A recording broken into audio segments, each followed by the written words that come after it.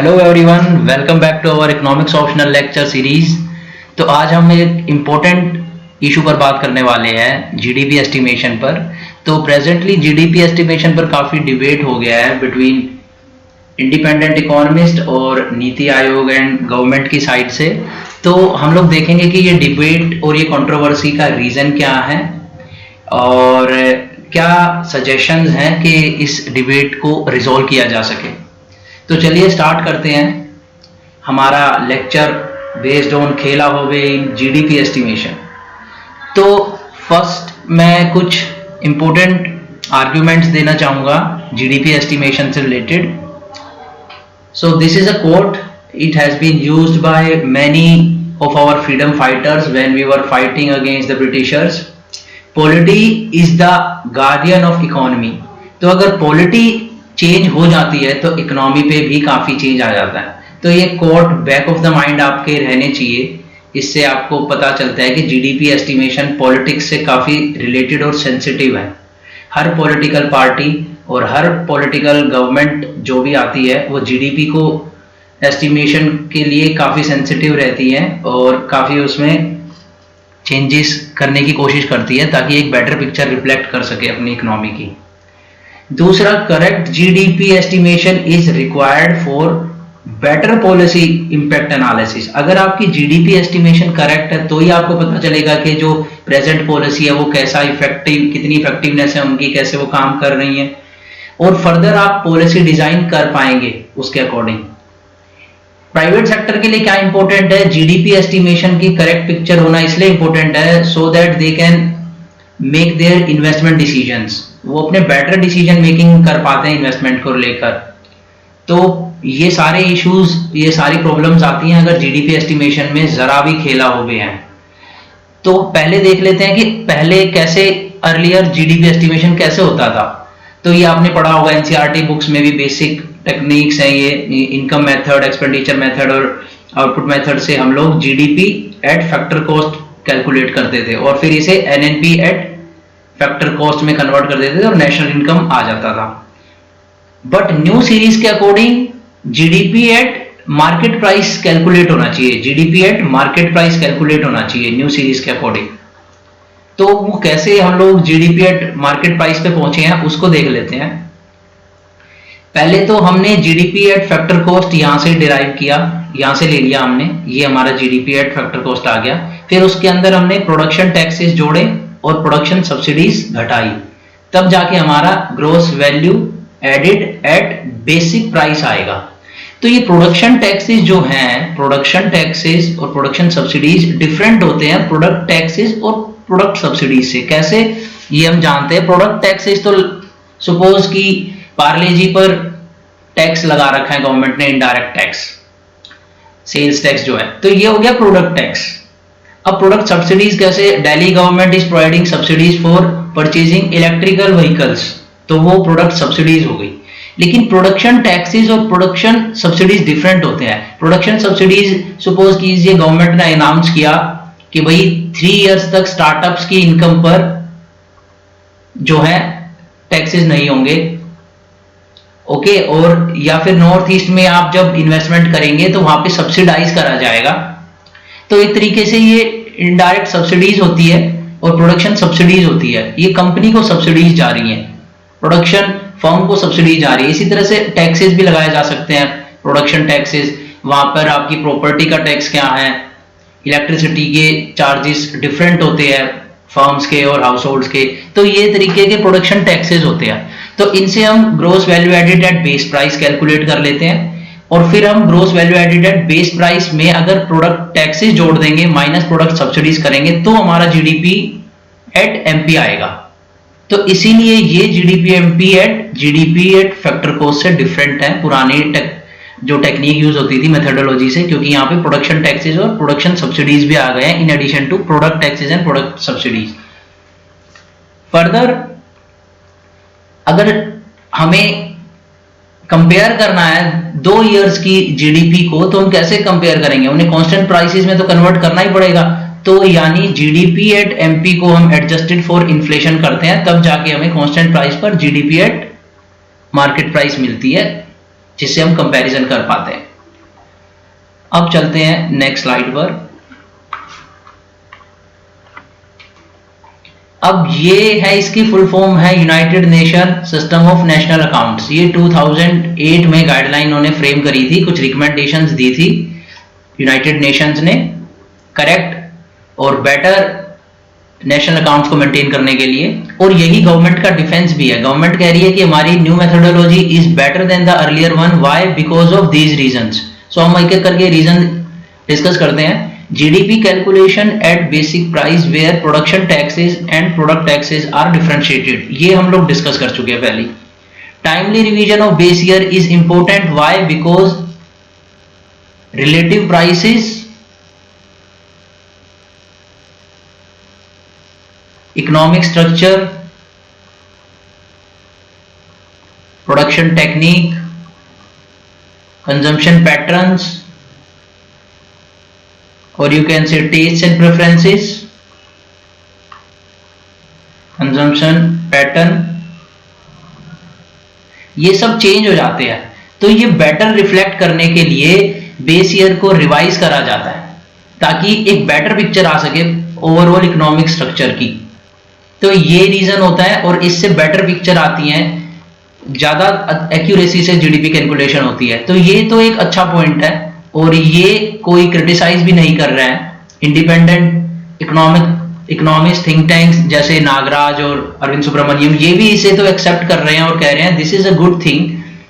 But problem कहाँ आई है वो हम आगे चल के देखेंगे। इंक्रीज फॉर्मलाइजेशन हुई है। तो अब इंक्रीज फॉर्मलाइजेशन कैसे हुई है? Transferring quasi corporates to private corporate sector.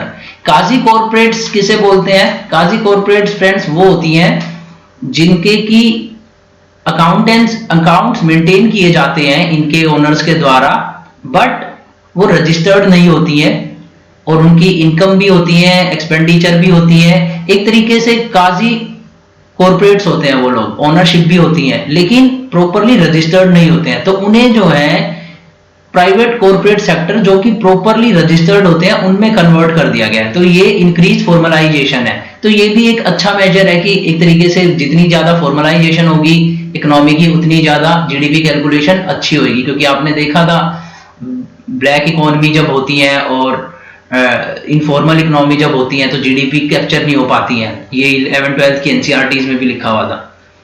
Now increasing sample size. अब सैंपल साइज आपको पता है कि सारे के सारे फर्म्स की और सारे के सारे प्रोडक्शन एस्टेब्लिशमेंट की तो कैलकुलेशन होती नहीं है। एक तरीके से गवर्नमेंट जो है एक सैंपल होता है उसे मेजर करती है, उसका पॉइंट एस्टिमेशन करा जाता है स्टैटिस्टिकल टेक्निक्स की हेल्प से और वो ही रिफ्लेक्ट करता है बाकी यूनिवर्सल पॉपुलेशन जिसे हम स्टैटिस्टिक्स में बोलते हैं, यूनिवर्सल डेटा सेट के लिए। तो पहले क्या होता था, पुराने टेक्निक्स क्या होती थी, आरबीआई जो था annual survey of industry conduct कराता था, बट उसकी प्रॉब्लम ये थी कि 2 साल के बाद उसका कंप्लीट डेटा आता था और ये जो होता था कुछ फ्यू थाउजेंड्स रजिस्टर्ड कंपनीज के ऊपर होता था, प्लस ये ऑन साइट बेस्ड होता था, फिजिकल होता था। ये जाएंगे आप वहां पे एस्टेब्लिशमेंट में देखेंगे, वहां पे सर्वे करेंगे और वहां पे जाके आप पूरी की पूरी डेटा जो है कैलकुलेट करेंगे। तो इसकी एक अच्छी चीज ये थी कि ये ऑन साइट बेसिस था तो इसमें फ्रॉड होने के चांसेस कम थे, बट प्रॉब्लम ये थी कि ये डिलेड होता था। अब new ministry of corporate affairs ने ई गवर्नेंस प्रोसेस शुरू किया और उसमें जो है पहले थाउजेंड्स होती थी कंपनीज, अब 5 लाख कंपनीज का डेटा आया और इन सारी कंपनीज ने सेल्फ सबमिट करा डेटा। और किन कंपनी से डेटा सबमिट कराया गया? जिनकी 3 इयर्स फाइनेंशियल स्टेटमेंट थी, यानी पिछले 3 साल से उनकी फाइनेंशियल स्टेटमेंट थी।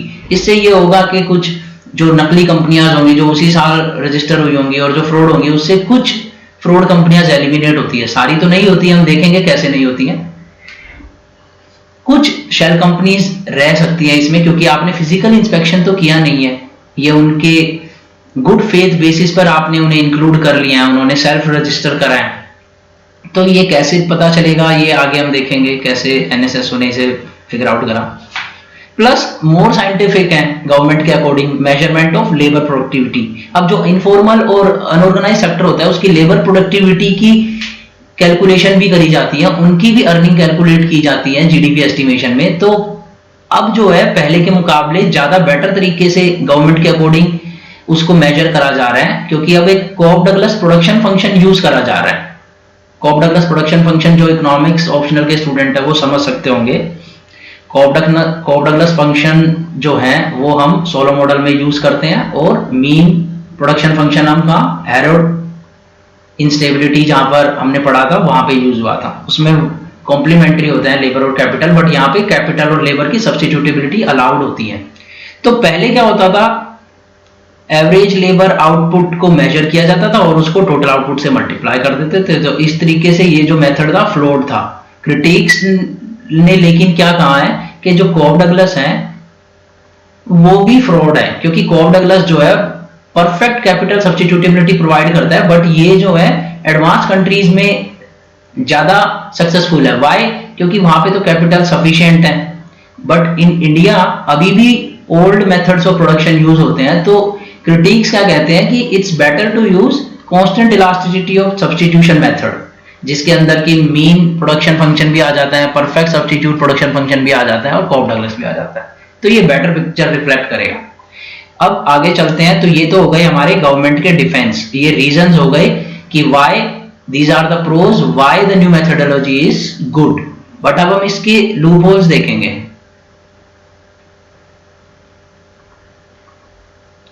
लूप होल्स क्या है, उससे पहले जानने के लिए हम ये देख लेते हैं कि इस न्यू मेथोडोलॉजी से निकल के क्या क्या आया है, क्या क्या फाइंडिंग आई है इस न्यू मेथोडोलॉजी के अकॉर्डिंग जीडीपी एस्टिमेशन में। उससे पहले मैंने ये कि नेशनल स्टैटिस्टिकल कमीशन ने कमेटी बनाई थी सुदीप्तो मंडल ने के अंडर, ये हमारे एक इकोनॉमिस्ट है, और इन्होंने क्या फिगर आउट करा था, जो ड्रीम रन पीरियड था, ड्रीम रन पीरियड हम कहते हैं 2004 and before global financial crisis. तो इसमें हमारी जो थी डबल डिजिट ग्रोथ रेट थी अकॉर्डिंग टू सुदीप्तो मंडल। तो इन्होंने पाया कि जो 9% की ग्रोथ रेट हम बोलते थे ड्रीम रन के लिए, उससे भी ज्यादा ग्रोथ रेट थी। बट फिर सडनली क्या पॉलिटिकल इश्यूज रहे कि एक नई कमेटी बनाने के लिए बोला गया नेशनल स्टैटिस्टिकल कमीशन को, और बोला गया कि इसमें सीएसओ और नीति आयोग को दोनों को इंक्लूड करा जाए। जबकि नीति आयोग जो है बिल्कुल इंडिपेंडेंट है और वो जो है स्टैट्यूटरी बॉडी नहीं है, तो उसने कभी सीएसओ के साथ काम नहीं किया था। But this time around NITI Aayog को सीएसओ के साथ, यानी अमिताभ कांत को सीएसओ के साथ बैठाकर इन्होंने नई कमेटी फॉर्म करी, और उसने जो नई मेथोडोलॉजी दी बेस ईयर के लिए और जीडीपी कैलकुलेशन के लिए, अब उसकी क्या फाइंडिंग है हम लोग वो डिस्कस करते हैं। Generally due to change in base year absolute GDP size denominator increases. क्यों? क्योंकि बेटर कैप्चरिंग होगी डेटा की, जो पहले एक्टिविटीज हम कैलकुलेट नहीं कर पा रहे थे, मेजर नहीं कर पा रहे थे, बेस ईयर के चेंज होने के बाद वो बेटर रिफ्लेक्ट होती है। तो जनरली जब रिग्रेशन एनालिसिस रन करा इकोनॉमिस्ट ने और एम्पेरिकल स्टडीज करी, तो 100 में से 99% टाइम्स उन्होंने पाया कि जब भी बेस ईयर चेंज हुआ है, और इंडियन इकोनॉमी में भी पहले भी जब बेस ईयर चेंज हुआ है, तो उसके अकॉर्डिंग जीडीपी का एब्सोल्यूट साइज उस ईयर में इंक्रीज हुआ था। हाउएवर एनुअल ग्रोथ रेट्स में कोई चेंज नहीं आता था। But in case of India this time, इस बार इंडिया के केस में क्या हुआ, GDP size of 2011 decrease by 2.3% in new GDP series. तो ये एक बड़ा सरप्राइजिंग फैक्ट है कि कैसे 2.3% से जो है जीडीपी 2.3% से जीडीपी जो है न्यू सीरीज में डिक्रीज हो गई एब्सोल्यूट साइज। नेक्स्ट फाइंडिंग क्या थी, GDP growth rate increase from 4.8% to 6.4% in 2013 and 14। तो यानी जब यूपीए गवर्नमेंट का लास्ट ईयर चल रहा था, तब हम लोग रोज देखते थे कि स्लो डाउन है, पॉलिसी पैरालिसिस है, और उसमें हमारी जीडीपी ग्रोथ रेट गिर गई थी, 4.8% पे थी। तो न्यू जीडीपी सीरीज ने कहा नहीं, उस टाइम 6.2% पे थी। बट उन्होंने कहा वाइल ड्यूरिंग ड्रीम रन, तो यहाँ पे ड्रीम रन को मैंने 2009-10 तक इसलिए ले लिया है क्योंकि यहाँ पे फिस्कल एक्सपेंशन हुआ था, तो इस 9-10 में इंक्रीज हो गई थी ग्रोथ रेट, सिर्फ 2008 में ग्लोबल फाइनेंशियल क्राइसिस के अकॉर्डिंग डिक्रीज हुई थी। तो ये जो एवरेज एनुअल ग्रोथ रेट थी इस पीरियड की डिक्रीज हो गई न्यू सीरीज के according from 8.2% to 6.9% per annum. तो ये 1.3% का डिक्रीज आ गया।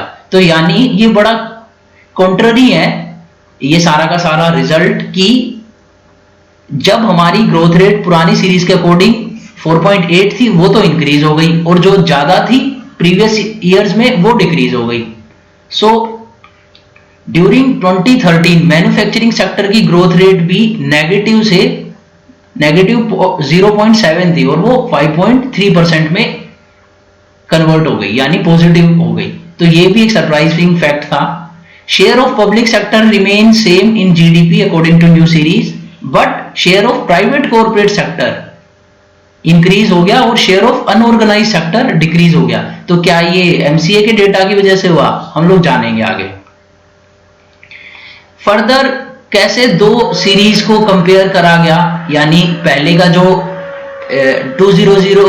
2011 से पहले जो हमारी एनुअल ग्रोथ रेट थी उसको कंपेयर भी करने का काम दिया था नीति आयोग और सीएसओ को। तो उन्होंने कैसे कंपेयर करा, उन्होंने स्प्लाइसिंग मेथड यूज करा बेस ईयर को कॉमन बनाने के लिए। ये स्टैटिस्टिक्स में यूज करते हैं इंडेक्स नंबर का स्प्लाइसिंग मेथड, कॉमन बेस बना दिया और फिर उसको कंपेयर करा। बट ये कंपैरिजन सही इसलिए नहीं है अकॉर्डिंग टू इकोनॉमिस्ट क्योंकि 2011 के बाद तो हमारा एमसीए कॉर्पोरेट अफेयर का डेटा है 21 का, और उससे पहले एनुअल सर्वे ऑफ इंडस्ट्री का डेटा है जो कि कम सैंपल साइज का है बट फिजिकल इंस्पेक्शन बेस्ड है। लेकिन हमारा मिनिस्ट्री ऑफ कॉर्पोरेट अफेयर का डेटा जो है ई गवर्नेंस बेस्ड है बट सैंपल साइज इंक्रीज है। तो इसलिए ये it's like comparing apples and oranges. तो इसलिए सही नहीं है दोनों 2011 से पहले के डेटा को आफ्टर 2011 की जीडीपी एनुअल ग्रोथ रेट से कंपेयर करना। बट यहाँ पे मैं आपको एक वार्निंग देना चाहूंगा जो इकोनॉमिस्ट भी कहते हैं, but splicing won't work if prior 2011 data is ASI physical inspection based but after 2011 MCA e governance self submission based, यानी खुद की सेल्फ सबमिशन जो उन्होंने करी है। तो increase sample size means nothing if it's not credible. तो यानी इंक्रीजिंग सैंपल साइज जो कि 5 लाख कंपनीज का हुआ, पहले कुछ थाउजेंड्स का होता था एएसआई बेस्ड, वो क्रेडिबल नहीं होगा अगर वो सेल्फ सबमिटेड है और इंस्पेक्शन बेस्ड नहीं है। तो अब चलते हैं नेक्स्ट स्लाइड पर। प्रॉब्लम कहां आई फ्रेंड्स, प्रॉब्लम यहां आई कि स्मेल्स टेस्ट में फेल हो गई न्यू जीडीपी सीरीज। अब ये स्मेल्स टेस्ट क्या होता है, स्मेल्स टेस्ट के अकॉर्डिंग अगर जीडीपी की ग्रोथ रेट बढ़ रही है तो क्रेडिट ग्रोथ रेट भी बढ़ेगी और ग्रोस फिक्स्ड कैपिटल फॉर्मेशन भी बढ़ेगा, एक्सपोर्ट्स की ग्रोथ भी बढ़ेगी, सेविंग्स भी बढ़ेंगी और इंडेक्स ऑफ इंडस्ट्रियल प्रोडक्शन भी बढ़ेगा। ऐसा हो सकता है कि इनमें से कोई एक्सपोर्ट ग्रोथ या कोई क्रेडिट ग्रोथ एक दो चीज इंडिकेटर जो है वो डिक्रीज हो रहे हो, बट ऐसा नहीं हो सकता कि सारे के सारे एक साथ इनकी जो डायरेक्शन है अपोजिट हो, यानी ग्रोथ रेट इंक्रीज हो रही है और ये सारे डिक्रीज हो रहे हैं। बट ऐसा हुआ न्यू सीरीज के अकॉर्डिंग, क्योंकि न्यू सीरीज के अकॉर्डिंग ये सारे फैक्टर्स जो मैंने हाईलाइट किए, क्रेडिट ग्रोथ, जीएफसीएफ, ये सारे इंक्रीज हो रहे थे जब हमारी जीडीपी ग्रोथ रेट इंक्रीज हो रही थी ड्रीम रन में। लेकिन न्यू सीरीज ने तो उसकी ग्रोथ रेट घटा दी, बट ये तो उस वक्त काफी हाई है। सिमिलरली जब हमारी ग्रोथ रेट जीडीपी की डिक्रीज हो रही थी तो ये फैक्टर भी डिक्रीज हो रहे थे आफ्टर 2011, लेकिन न्यू सीरीज ने क्या करा, ग्रोथ रेट बढ़ा दी, लेकिन ये नेगेटिव है। तो ये स्मेल टेस्ट में फेल होती है new GDP series. So according to R Nagaraj, ये भी इकोनॉमिस्ट है, और अरविंद सुब्रमण्यम, खेला not however due to base year change but due to flawed methodology. Base year change होने से कोई प्रॉब्लम नहीं है, लेकिन आपकी मेथोडोलॉजी में गड़बड़ है, आपके एमसीए 21 डेटा सेट में गड़बड़ है। तो अब क्या गड़बड़ है और क्या क्या क्रिटिसिज्म आया है, क्या क्या आर्ग्यूमेंट्स हैं इन दोनों की, तो वो देखते हैं। एनएसएसओ जो कि 2 साल बाद हुआ, 2017 में एनएसएसओ का सर्वे हुआ, found 40% MCA 21 companies to be on papers only. यानी जब उनका फिजिकल इंस्पेक्शन करा गया तो देखा गया कि भाई ये तो कंपनीज कहीं है ही नहीं, एस्टेब्लिश ही नहीं है, सिर्फ पेपर्स में है, और वहीं से फाइनेंशियल स्टेटमेंट रजिस्टर करा रही थी, सबमिट कर रही थी। तो इससे हुआ क्या कि जो 5 लाख थी कंपनीज जो हमने देखा, 40% जब वो कंपनीज फ्रॉड निकली तो यानी वो जो है 3 लाख में बेस हो गया हमारा। अब हमारा सैंपल का साइज क्या हो गया, 3 लाख का बेस 3 लाख हो गया। और हमने जो है ब्लोइंग अप करी थी कितने कंपनीज के लिए, 9 लाख। यानी ओवरऑल हमने देखा था कि जो है 9 लाख कंपनीज हैं और हमारे पास हमने सैंपल लिया था 5 लाख का, और उन 5 लाख के जो जीडीपी कैलकुलेशन आई थी उससे बाकी 4 लाख का ब्लोइंग अप कर दिया था डेटा, यानी बाकी 4 लाख का एस्टिमेट करा था उन 5 लाख के बेस पे। लेकिन इन स्टैटिस्टिक्स अगर सैंपल साइज रिड्यूस हो जाता है तो ब्लोइंग अप जो होती है उसमें एरर आ जाती है। आप ये समझ सकते होंगे जिन्होंने स्टैट्स पढ़ी है, और इकोनॉमिक्स ऑप्शनल के स्टूडेंट तो समझ ही सकते हैं, क्योंकि सैंपल साइज इंक्रीज होने से ब्लोइंग अप जो है ज्यादा बेटर पिक्चर प्रोवाइड करती है। तो अब सैंपल साइज डिक्रीज हो गया तो यानी आपकी ब्लोइंग अप जो 9 लाख के लिए की है उसमें गड़बड़ आ गई है। Further lower labour productivity find करी कोप डगलस प्रोडक्शन फंक्शन ने, और वो तो होना ही था क्योंकि नागराज ने और अरुण सुब्रमण्यम ने बोला था कि constant elasticity of substitution use करा जाए। क्यों? क्योंकि इंडिया में कैपिटल सब्स्टिट्यूटेबिलिटी परफेक्ट नहीं है। इंडिया में अभी भी पुराने ट्रेडिशनल मेथड से प्रोडक्शन होती है, लोकल एरियाज में, रूरल एरियाज में, बैकवर्ड एरियाज में। सो शिफ्ट, तो इससे क्या हुआ, लेबर प्रोडक्टिविटी जब डिक्रीज हुई है तो यानी इनफॉर्मल सेक्टर, अनऑर्गेनाइज सेक्टर का कंट्रीब्यूशन जीडीपी में डिक्रीज होना ही था, तो वो इसी वजह से हुआ। Further shift from establishment based data, जो एएसआई का जो एस्टेब्लिशमेंट डेटा था, टू एंटरप्राइज कैप्चरिंग एक्टिविटीज। तो जो एंटरप्राइज होती हैं, पहले क्या होता था, जो एनुअल सर्वे ऑफ इंडस्ट्री होती थी तो एस्टेब्लिशमेंट में जाती थी और देखती थी जो फिजिकल फैक्ट्री थी वहां पे क्या प्रोडक्शन चल रही है। लेकिन बहुत सारी प्रोडक्शन एक्टिविटीज फर्म के यानी फैक्ट्री के बाहर भी होती हैं। तो एंटरप्राइज का जो वो एक ब्रॉड टर्म यूज करा गया एंटरप्राइज एस्टेब्लिशमेंट के बजाय, क्योंकि एंटरप्राइज जो है जो आउटडोर प्रोडक्शन एक्टिविटीज होती हैं एक कंपनी की उसको भी इंक्लूड करती है। तो एमसीए ने जो है उसको भी कैप्चर करा, बट एएसआई ने कैप्चर नहीं करा। तो यानी प्रीवियसली जो एएसआई बेस्ड ग्रोथ रेट थी हमारी ड्रीम रन से पहले की, वो अंडर एस्टिमेट रही होगी, क्योंकि उसने तो ये आउटडोर एक्टिविटीज एस्टिमेट करी नहीं होगी। इसीलिए सुदीप्तो मंडल ने फाइंड किया था कि डबल डिजिट ग्रोथ रेट थी, क्योंकि अंडर एस्टिमेशन जो एएसआई की वजह से हो रही थी उसको उसने कवर कर लिया था। लेकिन न्यू सीरीज में ऐसा नहीं करा, न्यू सीरीज में एएसआई बेस्ड ही रखा, तो अपने आप ही उनकी ग्रोथ रेट अंडर एस्टिमेटेड होगी और बाद की ओवर एस्टिमेटेड होगी। तो again it's like comparing apples and oranges. Now transferring quasi corporation, हम इसके बारे में जान चुके हैं क्या होती हैं, to private corporate sector and assuming their growth to be equal to private corporate sector growth, ये हम देख चुके हैं। Further ASI data used prior 2011-12 but MCA 21 after 2011-12 and therefore it's like comparing apples and oranges, ये हम देख चुके हैं। तो ये सारा इशू था, ये सारी प्रॉब्लम्स थी जो कि आई हमारी जीडीपी सीरीज के डिबेट में और कंट्रोवर्सी में है कि क्यों 2011 से अर्लियर हमारी ग्रोथ रेट डिक्रीज कर दी गई है और बाद की इन्फ्लेट कर दी गई है। तो एक्सपर्ट्स के क्या सजेशन है, वो कहते हैं कि जब तक स्मेल टेस्ट में पास नहीं होगी न्यू जीडीपी सीरीज तब तक वो क्रेडिबल नहीं है। तो स्मेल टेस्ट का पास होना बहुत जरूरी है, और वो कैसे कर सकते हैं हम, independent audit of MCA 21 data. तो इनको लग रहा है एक्सपर्ट्स को MCA 21 डेटा में झोल है, वहीं पे कुछ गड़बड़ है, तो उसका इंडिपेंडेंट ऑडिट हो। Further independent committee under national statistical commission to come up with updated methodology, एक और बेटर मेथोडोलॉजी के साथ आए और इंडिपेंडेंट कमेटी हो वो। तो ये नेशनल स्टैटिस्टिकल कमीशन के बारे में थोड़ा जान लेते हैं कि इसमें भी साथ जब ये प्रॉब्लम सारी हो रही थी जीडीपी एस्टिमेशन सीरीज में, तो यहाँ पे भी इसके इंस्टीट्यूशनल स्ट्रक्चर में भी प्रॉब्लम चल रही थी। इसके इंस्टीट्यूशनल सेटअप में क्या होता था कि नेशनल स्टैटिस्टिकल कमीशन जो था, नेशनल स्टैटिस्टिकल ऑर्गेनाइजेशन, ये गवर्नमेंट के अंडर है और ये इंडिपेंडेंट बॉडी है। तो इसे सजेशन करता था, एडवाइस करता था कि आपको कैसे, कौन से सैंपल सर्वे, कौन सी मेथोडोलॉजीज यूज करनी है साइंटिफिकली, नई नई जो मेथोडोलॉजीज, नए नए स्टेटा के सॉफ्टवेयर या जो भी चीजें आती हैं वो कैसे यूज करने हैं आपको सीएसओ और एनएसएसओ के सैंपलिंग में। ये जो थी नेशनल स्टैटिस्टिकल कमीशन, ये गाइड करती थी, यही एडवाइस करती थी, इसी ने सुदीप्तो मंडल कमेटी पहले बिठाई थी। लेकिन इसका जो चीफ स्टैटिस्टिशियन होता था वो भी गवर्नमेंट का बंदा नहीं होता था, इंडिपेंडेंट होता था। जैसे हमारे एक्स चीफ स्टैटिस्टिशियन जो थे प्रणब सेन थे। लेकिन अब क्या है, एनएसओ और एनएससी दोनों का एक ही हेड होगा और वो होगा सेक्रेटरी। सेक्रेटरी बंदा जो होगा वो गवर्नमेंट का ही होगा, आपको पता है।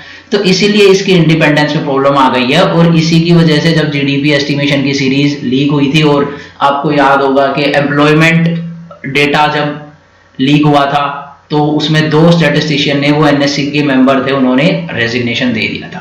तो यानी सिर्फ जीडीपी कैलकुलेशन में नहीं, एम्प्लॉयमेंट और अनएम्प्लॉयमेंट में भी प्रॉब्लम चल रही है। और वो सारा उसका जो बेस है वो यहां से ही प्रॉब्लम चल रही है कि हमारा जो है नेशनल स्टैटिस्टिकल कमीशन अब इंडिपेंडेंट नहीं रहा है। इसीलिए ज्यादातर इकोनॉमी सीएमआईई का डेटा, जो कि प्राइवेट एक बॉडी है जो कि हमारे एम्प्लॉयमेंट और जीडीपी एस्टिमेशन में भी हेल्प करती है, इसका डेटा यूज करते हैं। तो आगे और वीडियोस में हम देखेंगे, एनएससी के बारे में थोड़ा डिस्कस करेंगे, एक छोटा सा वीडियो बनाएंगे। बट ओवरऑल ये मैंने जो आपको बताया ये भी सफिशिएंट है। तो ये सारा हमारा जीडीपी एस्टिमेशन की प्रॉब्लम है। ये आने वाले टाइम में कंट्रोवर्सी और बढ़ जाएगी, क्योंकि अब बेस ईयर को फर्दर चेंज करने के लिए कह रहे हैं 2017-18 तक में। इसमें इस नया बेस ईयर चेंज करने के लिए कह रहे हैं। तो बेस ईयर चेंज करने का कोई फायदा नहीं है जब तक जीडीपी मेथोडोलॉजी जो है एस्टिमेशन की वो करेक्ट ना हो। तो आने वाले टाइम में इसका इशू बढ़ सकते हैं और इस पर क्वेश्चन आ सकते हैं, इंडियन इकोनॉमिक सर्विस में भी आ सकते हैं और जीएस पेपर 3 में भी आ सकते हैं। तो ये सारा पोर्शन अगर आपने अच्छे से क्लियर करा है तो आपका 100% ये टॉपिक कवर हो गया है। तो चलिए मिलते हैं नेक्स्ट वीडियो में, तब तक के लिए bye bye, take care, all the best.